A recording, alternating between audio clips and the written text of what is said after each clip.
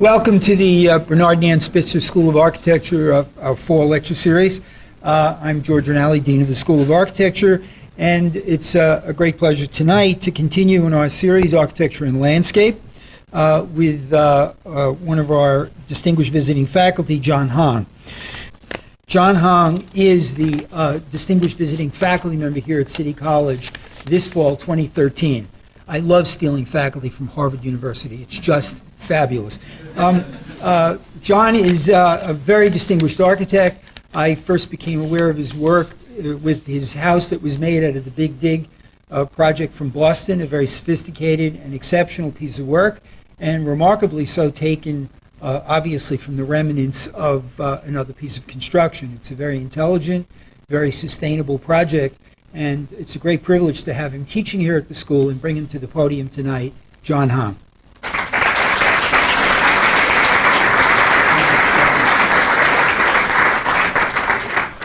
It's a privilege to be back, and thank you, Dean Rinaldi, for inviting me back this year. I lectured here last year, and how many people were here last year? Wow, 1/3 of you. Okay, good. There's some new work, but I was just complaining to Joe Tanny. He has raised the bar because he showed all new projects, even though he lectured here last year as well. So I have to walk on a limb too. I don't have the prolific work that Joe has, so I can't show all new work, but I'm trying to reframe the projects under this rubric of psychedelic architecture. So we'll see what that means. Can you get this light, maybe the light in the front? Or do we just lecture with the lights on? That's fine too. It's more psychedelic if it's darker, I think. So. Do it in the dark and be really psychedelic. Someone asked me if I had a light show prepared for tonight, and I actually don't, but maybe next year. Now, ever since I was studying architecture in undergraduate, I was always haunted by this image. The hands of the same architect, on the left, Corbusier, on the right, Corbusier. And the hand on the left is about the single hand of the functionalist city. It really is about a kind of aerial control of the city, and about the kind of singular version of the city. While Corb's later work, this hand on the right is more allegorical in nature. Some have read it as a kind of open hand that's about give and take, about open interpretation, about reconciliation. I was wondering how in the world can the same architect, have these two different hands? So, can you guys hear me in the back okay? You can't hear it all. It's weird because this microphone doesn't seem like it's on. Should I just lean into it? I'm just going to lean into it like a rock. Yes. All right. I'm leaning in. You can hear me now, right? And you heard about the two hands of Corb, right and left, okay. So the left hand of Corb, it's really a kind of Fordist vision of the city, and it sort of separated the aspects of the city in terms of open space, circulation, dwelling and play, and really it separated them into their functionalist models. Now, the right hand, whoops. Sorry guys. Joe, how do you use this? I did. What did you use to advance the slides? The arrow keys? I brought my own. You brought... See, Joe is just going to prove that he's a superior lecturer, and I'm just... Yes. Okay, so the right hand of Corb, right? I can't even believe it's the same architect. Of course, you've seen this. Have you ever wondered how and why this happened? How this transformation took place? And it's very difficult to explain. But this architect, instead of being about the aerial control, is really about the level of human occupation. It's about open interpretation. And, it just really befuddles me. 1955, when this was built. Since I'm leaning in, I'm going to forget my notes. I had this eloquent written thing. I'm just going to ramble on here. So, a decade later, we're in the 60s. There is radical social and cultural change. I mean, this is a rally against the Vietnam War. And architecture of the left hand, let's say, it becomes something equated with the police state in a way. It's weird. This piece of work by Hilbesheimer, if you read what Hilbesheimer said, he actually talks very eloquently about the separation of circulation and being a safer city, safer for kids to walk to school. But what we see here is really an interpretation, at least in the 60s, a kind of rebellion against singular control. And then, of course, we have, the political project of diversity. And this is something else that's happening. So it's not just protests in the street in the 60s, it's also about rethinking what democracy is in the academia, but also in the public forum. I mean, this image is just so inspiring. And of course, that crosses over into the arts. You have Allen Ginsberg on the right and Bob Dylan working on some lyrics. Allen Ginsberg talked about the idea of parataxis. Parataxis is the inversion or the subversion of language. It's not throwing out language, but it's playing with it as a kind of medium. And so this crosses over into the work of music as well. And so it's not throwing the baby out with the bathwater, I would say. It's about the transformation of language. And so what I'm arguing is that psychedelic is not about something completely new. It's actually a transformation of something that's happening. Here you have Hendrix and John Coltrane, musicologists. Compare them in adjacent sentences even, because they transform the blues, they transform the idiom. And you don't actually hear that kind of cross-fertilization today. So what was happening in architecture? I mean, I'm distilling it, I'm oversimplifying it. The work of the Situationists, which look at aspects of freedom and create a kind of spectacle out of it. Or the Metabolists by Kurokawa. I mean, this is an incredible image, but it grew out of very real problems of post-war Japan, trying to deal with density and the kind of chaos that ensued from the post-war situation, and also trying to bring in a social occupation of architecture that was open-ended. Now, I even think this work began to intersect with American democracy. Here we have Philadelphia City Hall proposal by Louis Kahn, which I think borrows very heavily from some of the things that were going on in terms of a kind of an open-ended architecture, an architecture that can be reformatted and reprogrammed. And so, in a way, I mean, the fact that this is a City Hall project is actually very subversive. It actually takes the idea of the establishment and places an anti-establishment project in the center. So, all very exciting stuff. I mean, going back to the Metabolists, very interestingly, when they had their first conference, 700 theorists, urbanists, and architects showed up and had a discussion. And I feel like this momentum, perhaps maybe I'm romanticizing because I didn't live through this personally, but this kind of momentum was very powerful. And on the right, you have something like the publications that were coming out of that. Now, fast forward to today, I think there are incredible parallels happening. Occupy Wall Street, these slogans, global democracy, all these kind of things. I mean, if you made this photograph black and white, you might think it was 40 years prior. Again, the kind of rebellion against the military state, against military occupation. The photograph on the right from 2 years ago from Occupy Wall Street, again, it looks like 40 years ago. So there's these eerie parallels happening. Even in terms of energy, you have this image from the 70s, the feeling that energy is actually not infinite. There's a shortage of energy, and in fact the green movement happened in the early 70s. It really gained momentum then when we really think that something was, it's so brand new today. So these incredible parallels, this last one here, what is a sustainable version of energy? You know, you have the 3 Mile Island meltdown in the 70s, and then also the Fukushima nuclear meltdown. So I think there's something resonant here that's happening.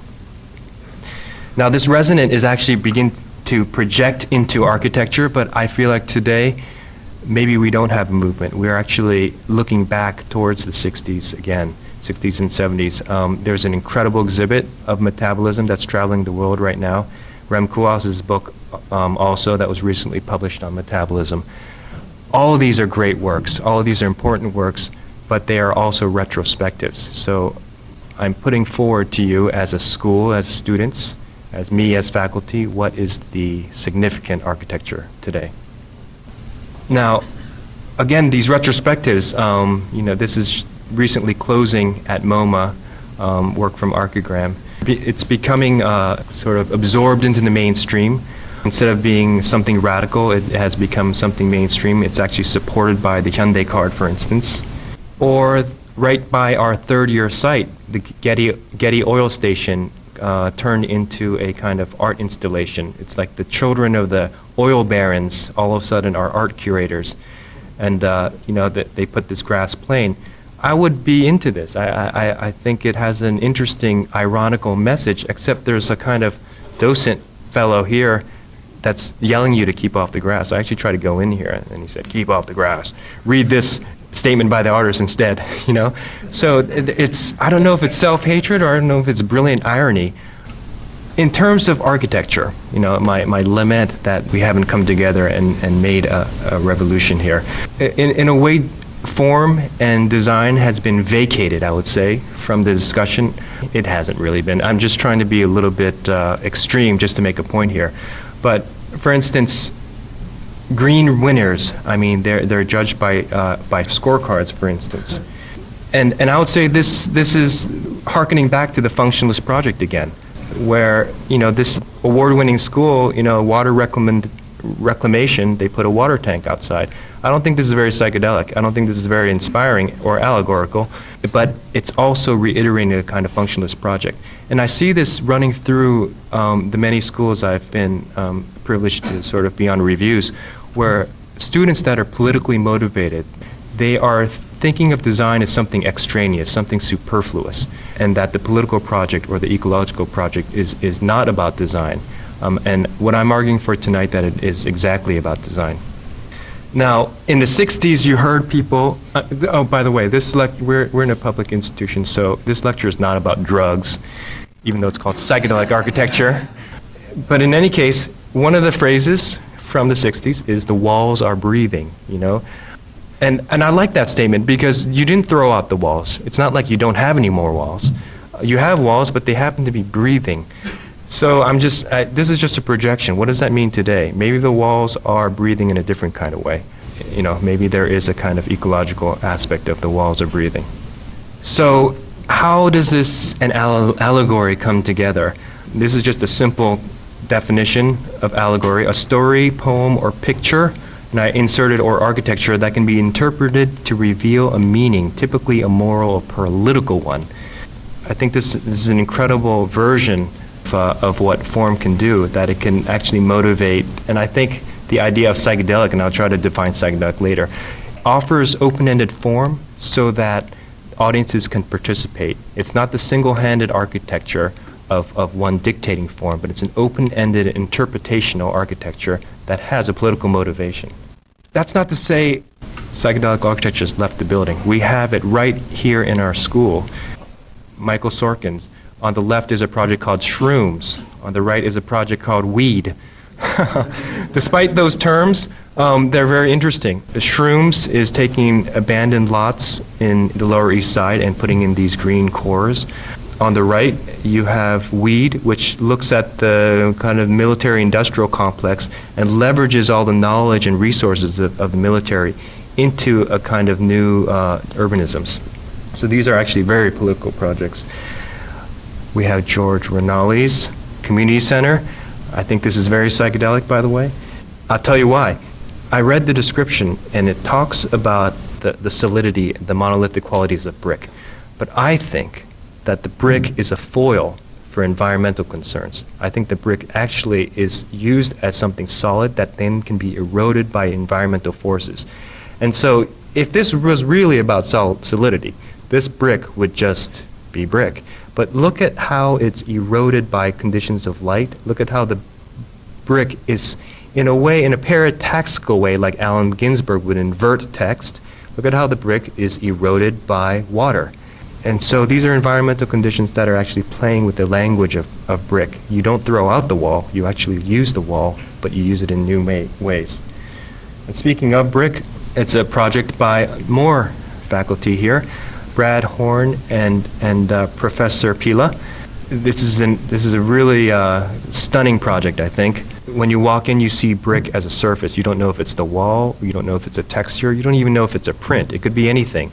But when you get into the exhibition space, you actually see it in its material quality. It's a triple white wall supported by this massive structure, and it really starts talking about materiality.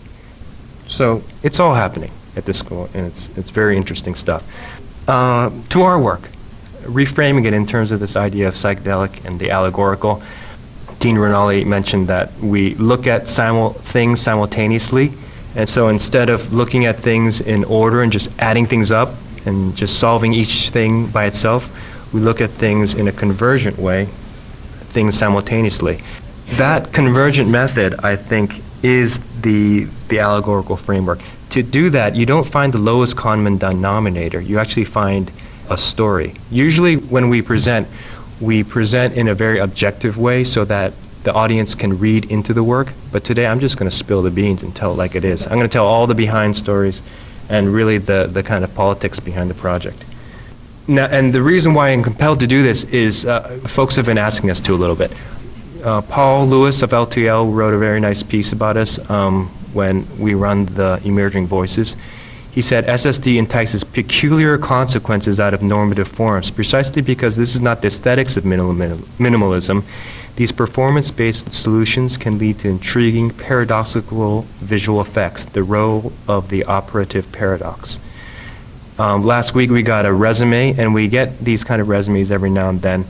They said, I'm looking forward to a position with SST. Your subtly subversive projects that play with architectural language only hastens me to want to join your team. So people are reading into this, and it's about time that we started talking about it, at least for tonight, while the lights are low.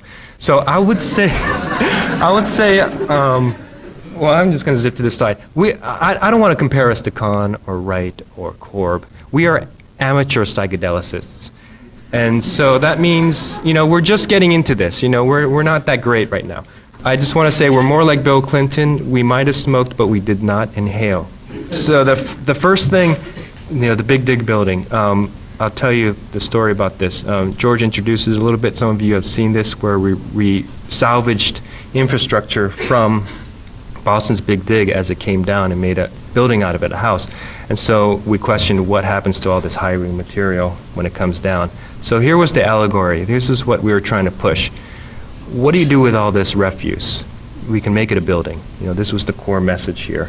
The other message was that there's so much other waste that comes out of a project like this. The Big Dig actually circled around this area where the ground was actually of very low quality, and so the amount of steel it takes to reinforce that ground is incredible. And you can see how this is all infill, and the slide just goes on and on. It's actually very stunning how a lot of Boston is infill, and this is the quality of the ground we're dealing with, which results in all this extra support that gets thrown out.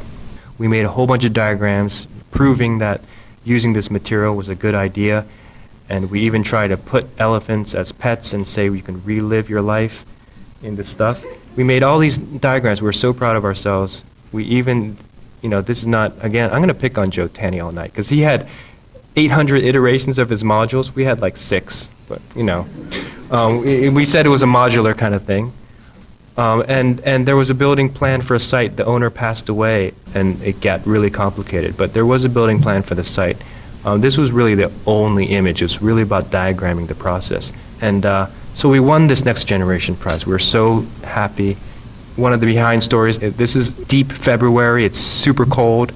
They hired a photographer from Vogue magazine to take our picture, and he wouldn't let us smile.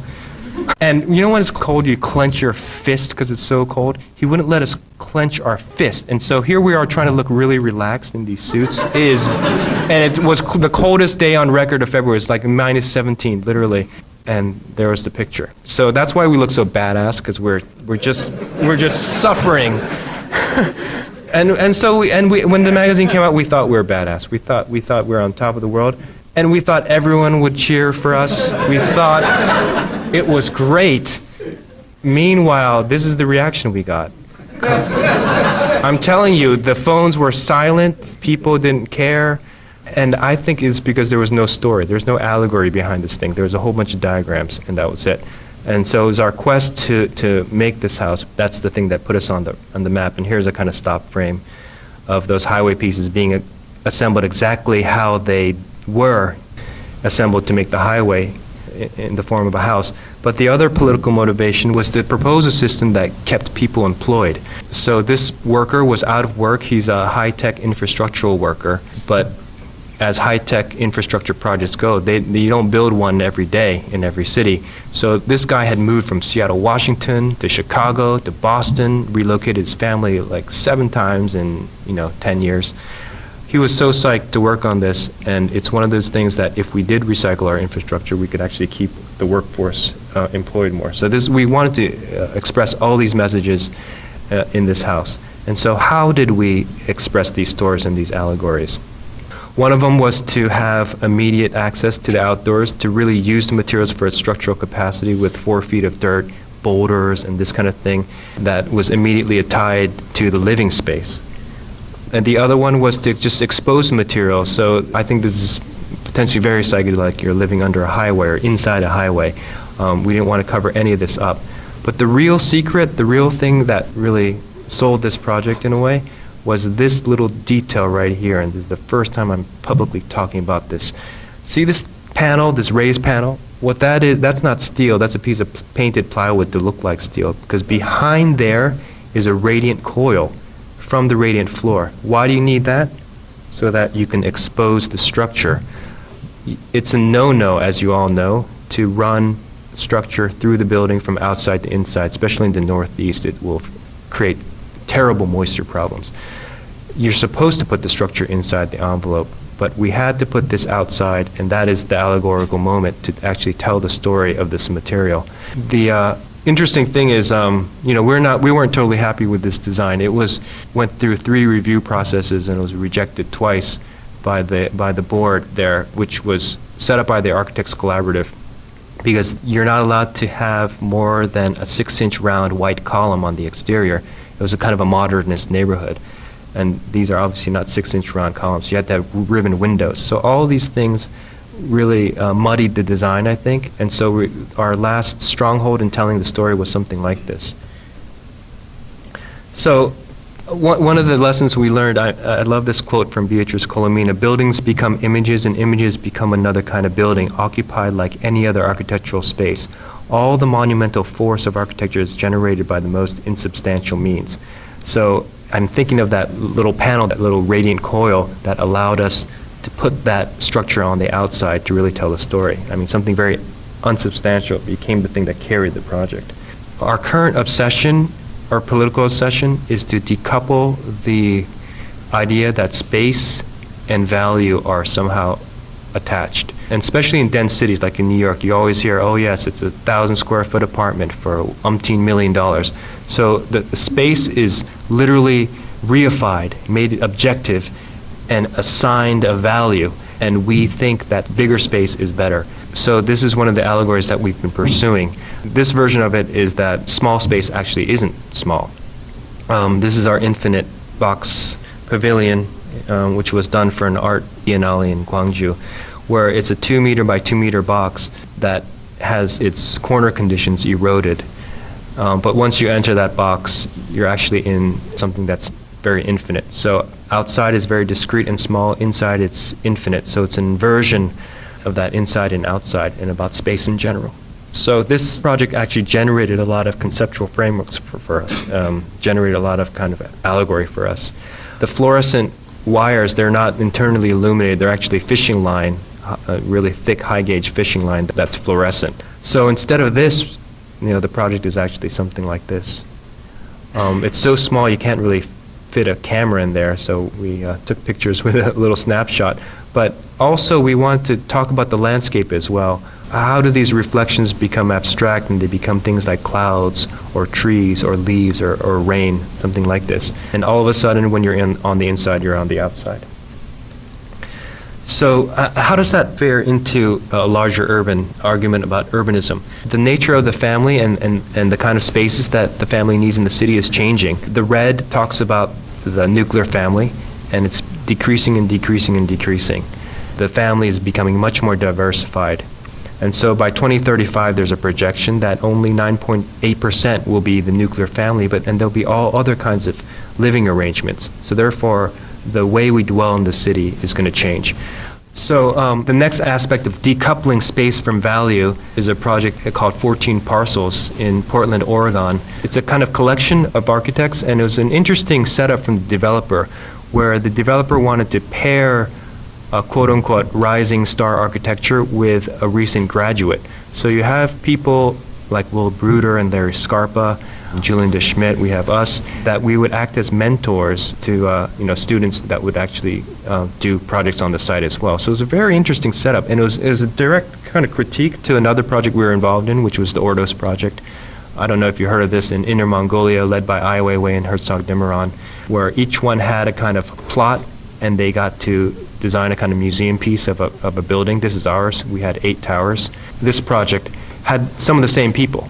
A lot of these names were also in the Ordos thing, and we were kind of doing a mini Ordos, let's say, in Portland. What was interesting also was that it became very political on who got the best sites, and it became a little bit contentious, I would say. For instance, JDS, they're famous.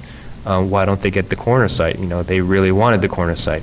Will and Larry wanted the kind of end site, to kind of culminate. So the corners and the large, it was interesting. Everyone wanted the large parcels or the corner parcels. So we didn't want any of that. We wanted the smallest site possible, which is this little guy here, and it was an infill project, sandwiched in between the superstars, let's say. And instead of 8 towers, it was a singular tower. Now, we made a manifesto about miniature living, and we were saying that it's not about size, it's about curation.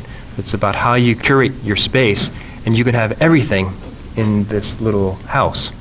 And so instead of having separate rooms, bedroom, bathroom, kitchen, we separated all those into their constituent surfaces and then laid them out and saying like the day in a life of someone living in this little house would be almost like playing a music score. There's a kind of sequence. The other thing about this it was that the whole skin was polycarbonate, and we're not showing the operable panels here. When you open a window, there's no glazing. You just open it completely, or it's closed off with another polycarbonate panel.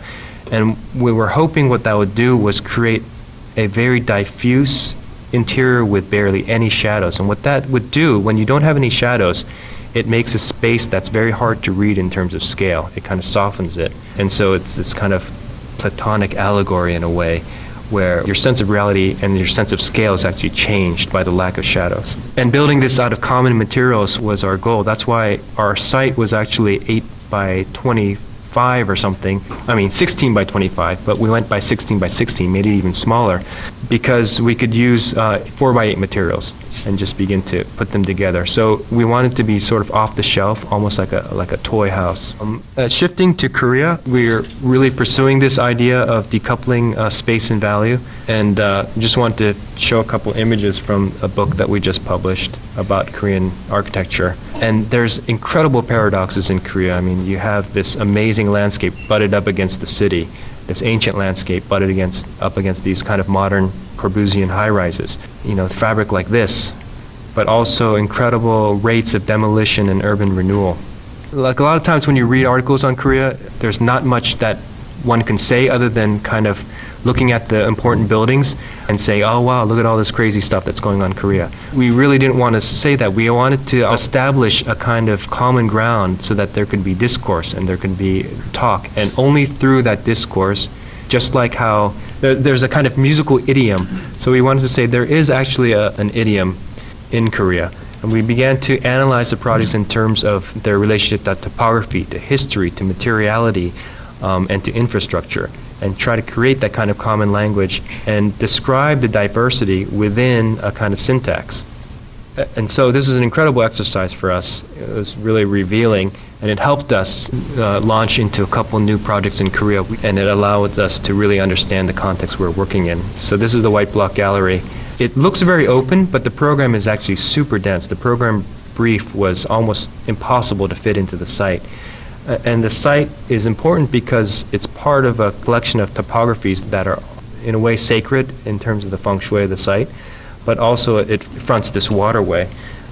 And the reason why that site is so amazing is because it's right next to the border of North Korea. And as many of you, as you know, the landscape right at that DMZ is some of the most well-preserved, beautiful landscape because no one goes there. And we really wanted to play that up. Playing up the beauty of that landscape was also a political project. This is what's happening on the north. Kim Jong-il, this massive statue. Right near our site, you see the DMZ border. It's incredible barbed wire. And so this is what the landscape looks like. We really felt compelled to call attention to this. It's a naturalistic landscape, but it's also a political landscape. One of the constraints of density were the jets. There's a no-fly zone, so you can't build higher than a certain level. And so the section automatically gets compressed. Most of the other galleries and museums in this area stack the floor plates like this, but through a kind of clever, we thought we were being clever, kind of repositioning the program, we allowed ourselves to put these volumes and stack them so our section looked something more like this, and we had views out to the landscape. Here's a little backstory too. We made a model. The jurors looked at the models before they interviewed us, and we were definitely thrown out. They hated it. We were so proud of this cloudy, abstract model, but again, they were not able to read the allegory behind this. They thought we were actually just not even trying hard. And this goes to my studio, by the way. It's not just the model, it's also the drawings, which... And so it was interesting because this was the drawing that sold them the story of the project, that the building was actually a packed, maximized envelope that was about this matrix of spaces that had access to the exterior and that had this kind of incredible variety. This animated drawing really was the kind of winning thing. Also, this idea that the landscape is important becomes the way we decide upon the structure. So if we were to do a less expensive and more efficient structure like this, it actually could be argued that it's less related to the landscape. You have less views. So we did something that our structure engineer calls wallums. They're between columns and walls to create this kind of relationship to the exterior. Just a quick little walk through. There's these kind of compressed spaces that you go through that connect to the waterfront, some of the galleries. And the handicap access actually becomes another kind of story within the project instead of being relegated to something off-site in a way.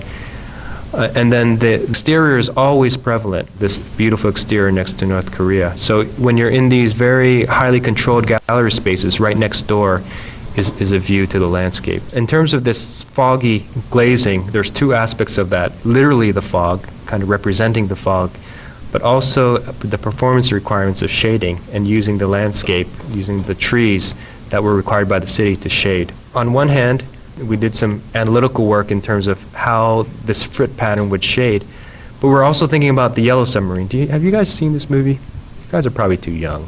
Anyway, this image is really funny because by these dots, you don't know what's upside down or right side up. And we did a lot of tests to look at this phenomenon. It's really interesting how this tree, when you're actually at the building, flickers between inside and outside. This actually looks like it actually came into the building. So, again, decoupling space from value. Our friends from Arup gave us this nice diagram saying that it's really behavior change that has an incredible effect on sustainability, more than recycled materials, more than our energy sources. It's how we treat space, how we live in the city. And this was just very interesting to us. Instead of just hard infrastructure, a part of that behavior change is going to take place in how we use soft infrastructure. And it's going to be a way to think about the smart city, to change our behavior and to live more sustainably. In terms of bringing in that idea of the soft infrastructure, this is a project called Cloud, again, near the North Korean border. And what we're doing is using surveillance cameras. We need the data anyway, but using it to amplify people's movements and to celebrate the people's movements through the site, but also to look at conditions that are maybe invisible, to amplify conditions of wind, rain, fog, and temperature. And so people's movement and the environment becomes alchemically amplified, let's say, in this thing, to change the way people interact. Here's a little clip of the wind blowing through. You might not notice the wind, but if you see it visually like this, you can interact with it. The whole point of this light is to track you, but also to compel you to come together. When people gather in groups, it kind of pulls them together and it becomes more active and the sounds begin to light up. And it becomes a kind of urban stage, an impromptu urban stage that compels people to gather. So it really is trying to look at people's patterns of behavior and really kind of bring them together. Kind of going along with that idea of use patterns, this is a recent project that we're working on called Songpa microhousing in Seoul. And here's the site right in between the kind of urban renewal eras and sort of the semi-older parts of the city. In Korea, just like every other urbanized era, the need for diverse housing is really going to be imperative. Korea was overbuilt in self-similar housing that it's really not going to serve the public. And so this micro-housing, it's for artists, but it allows a cheaper alternative to live in the city, but also we hope that it generates community. It's not just about smaller scale housing. It's about what can you do with that smaller scale to leverage an idea of community. And so the main thrust of the project is that the residence itself is very small, but then we're calling this tapioca space, the kind of ambiguous semi-public space around the residence itself. And this is how that tapioca space is working. Sometimes it bridges across, or you can project a movie outside onto the wall, or there's views through that space, or you can share a kind of culinary experience, or have a wet area where you can wash your pets. The skin and around each unit is shared in these semi-public zones. And we're kind of borrowing from what's there now. All these in-between zones, because the city is so dense, are incredibly organized, and they're kind of taken over to use for different kinds of things. And here's an example of the tapioca space, where here's one unit and here's the other, but it begins to kind of make this kind of ambient semi-public area around the units themselves. In plan, this is a typical floor plan, and each of them, even though the units are prefabricated and there's only 2 unit types, their condition in the site creates a lot of diversity. So this one has 2 exposures. We're calling it the green thumb, or the networker is right next to the core, and so the slight shifting of the units creates all these different conditions. The ground floor is going to be a kind of living room for the people living here. There'll be an amphitheater, an exhibit space. Here's a view of that ground floor. And so we're thinking also the units themselves, just like in that miniature living project in Portland, Oregon. It's not a vertical project, but just by use of cabinetry, we're saying that it's one room, but it can be every room. It can be a living room, it can be a workspace, it can be all these things because the cabinetry can fold out and create all these functions. Here it is a few weeks ago under construction. The framing is almost done. One last little tidbit before I let you go. I want to return to the left and right hand of Corb City. This is an article that I just got published in a book called Ecological Urban Architecture. What I was trying to do in this was look at the idea of parametrics as a kind of decision support tool that allows multiple constituents to play a part in the design of the city. So it's directly critiquing the singular hand of the master architect and trying to bring in the idea of multiple constituents, because a lot of our cities are governed by what's called prescriptive zoning. It's sort of handed down, but what's on the rise is this idea of descriptive zoning or performance-based zoning. And the reason why it's important to use computation for this is the human brain can't compute all these myriad of different factors of light, access, program, core, and shell relationships, all these kind of things. If you use computation as a tool, you can begin to get feedback much earlier and involve more people in the process. And what that series of diagrams, I mean, there's a whole movie, but it's like 20 minutes long and I don't want to play it. So these are just quick screenshots.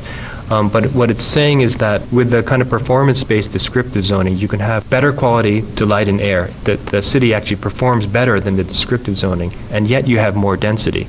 And then something else is happening to the form itself. I mean, this is just what the parametrics are generating. But is there also a kind of rich formal opportunity that we can mine from this? And then in terms of the program as well, instead of extruding lot lines directly up, can there be a more efficient way to look at property instead of this something that actually is based on a kind of 18th century city that, again, reifies property in terms of this kind of sheer property line? Just to return to this last image, the purpose of that is to further the idea of the democratic city. A very interesting book by Chantal Mouffe called Democratic Paradox. And the message behind it is very interesting, that democracy is inherently paradoxical because it's based on trying to create consensus, trying to create agreement. But as soon as you have that consensus and agreement, that's the end of democracy. That means that you have a kind of singular power structure if you have complete agreement. And so that's the paradox. You should always have debate, but you should also strive for this kind of agreement, but you should never finally agree. I thought it was actually a very interesting way to reread these two hands, but also to put before U.S. students this proposition of psychedelic architecture. What I mean by that, to sort of close, is that radical architecture is not about starting from scratch. It's about the transformation of the elements of architecture. It's just like the transformation of language. It is through this transformation, this common ground of language that we share, that we can further the project of architecture as a powerful and transformative force. Thank you very much.